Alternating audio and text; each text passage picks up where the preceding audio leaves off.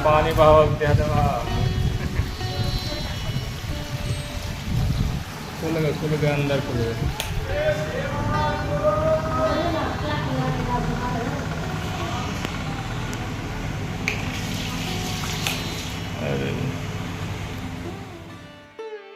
अगर आप लोगों ने ध्यान से देखा होगा तो इसमें आपने ये देखा होगा कि एक जगह हमने देसी जुगाड़ किया है और वो जुगाड़ है पंप के स्विच में। तो ये जो पंप लगा हुआ है पुराना है और ये चल नहीं रहा है, तो इसी को सही करेंगे। और बटन देख सकते हैं पहले से ही कराती इसलिए डायरेक्ट था। जैसे ही बटन ऑन किया जाता था तो ये मोटर और पंप दोनों एक साथ चालू होते थे और एक साथ ही बंद होते थे। तो इसमें हम यहाँ पे नया जुगाड़ लगाने वाले हैं देसी तरीका। तो इस तरह से आप भी कर सकते हैं, कोई प्रॉब्लम नहीं है, बस देखने में थोड़ा आपको वो लगेगा। और ये स्विच जो रहते हैं ये ख़राब हो ही जाते हैं, इसलिए इसकी जगह हम 6 एम्पियर का स्विच जो नॉर्मल स्विच रहता है देख सकते हैं इस प्रकार का, इसको हम लगाएंगे यहाँ पे। तो देख रहे हैं एडजस्ट कहाँ पे हो रहा है, क्या करने पे होगा। तो बीच वाला तो होल बड़ा है लेकिन ऊपर वाला छोटा पड़ रहा है, तो उसके लिए हम कुछ करेंगे ताकि ये पूरा अंदर ऐसे चला जाए और बाहर इस प्रकार का ना रहे। तो देख सकते हैं अभी ये इस प्रकार से प्रॉब्लम कर रहा है।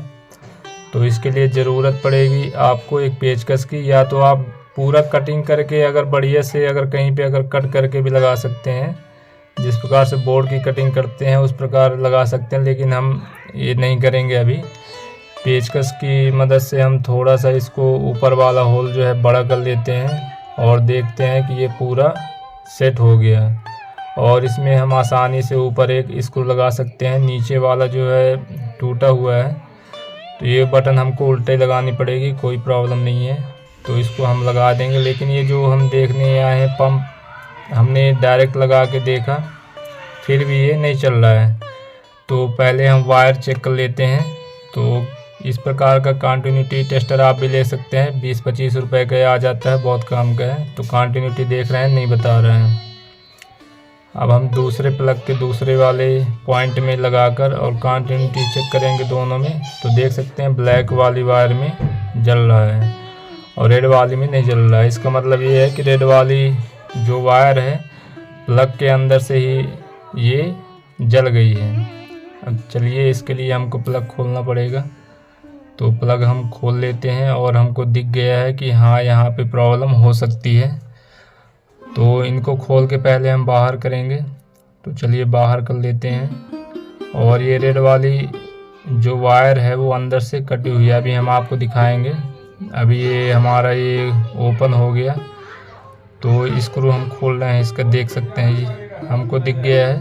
और ब्लैक वाली वायर को भी हम खोल देंगे और बढ़िया तरीके से इसको फिनिश करके जहाँ तक ये जला हुआ है वहाँ से कट कर देंगे।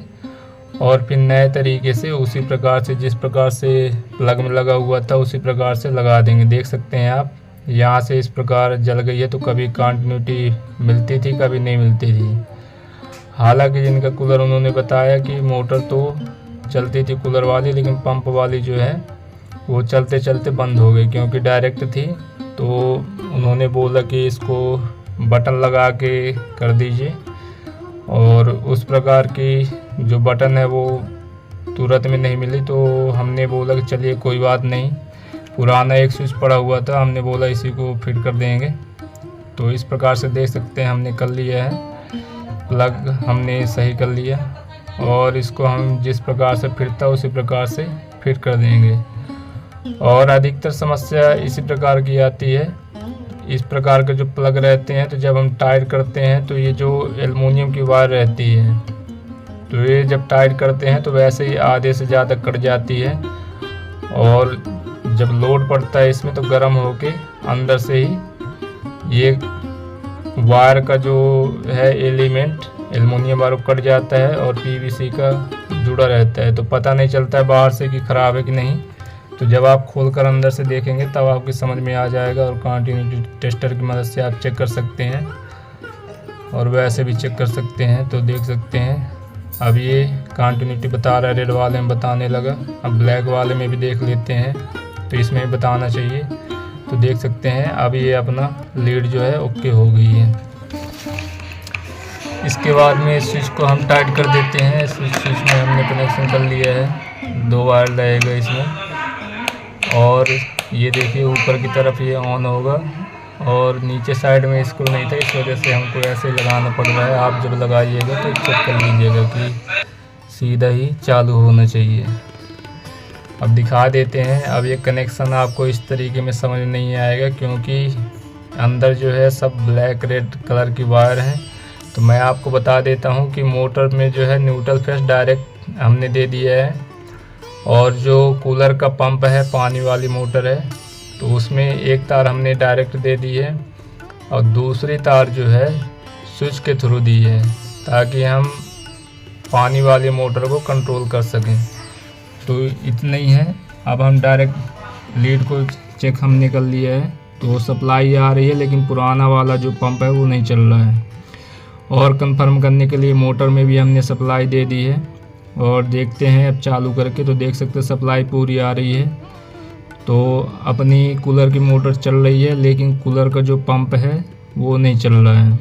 तो हम इसमें ज़्यादा समय बर्बाद नहीं करेंगे, हमारे पास में नया पंप है तो उस चलिए कनेक्शन की मैं ड्राइंग लगा देता हूँ, आप देख लीजिएगा। तो ड्राइंग में आपको बड़ी आसानी से समझ में आ जाएगा। इसमें कुछ नहीं है, न्यूट्रल फेस देना है मोटर में और न्यूट्रल फेस ही जाएगा इसके पंप में। तो पंप में हमने स्विच के थ्रू दे दिया है, जो हमने स्विच लगाया है 6 एम्पियर का, और मोटर में जो है डायरेक्ट गया है। इतना सही है, आप ड्राइंग में देखकर समझ सकते हैं। तो चलिए अब ये हमारा काम पूरा हो चुका है और अब हम इसको चालू करके आपको दिखाते हैं।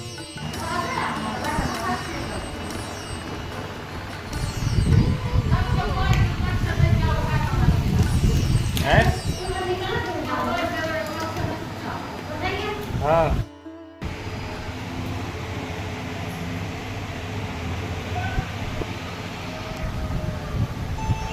पानी बहाव